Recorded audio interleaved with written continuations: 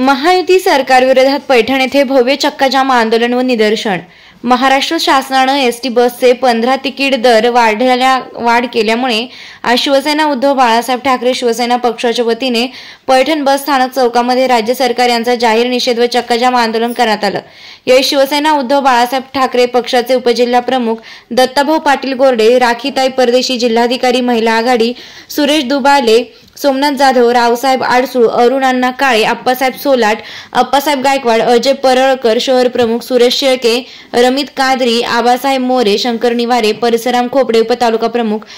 भगवान कबाडी, संतोष भिसे, संतोष काळे, इम्रान कुरेशी, आजू कट्यारे, अफरोज वड्डे, प्रशांत देशमुख, कैलास मापारी, गोविंद बांगरे, ऋषिकेश उगले, सचिन ज्योतिक, उपशहर प्रमुख प्रमोद चव्हाण, संतोष धापटे, प्रणय शिंदे, सुधाकर सुलताने, इकबाल शेख, विशाल क्षीरसागर, विशाल बनसोडे सह शिवसेना, युवासेना, महिला आघाडी व शिवसैनिक यांची उपस्थिती होती। प्रतिनिधी विजय वामन, बुलंद आवाज, पैठण।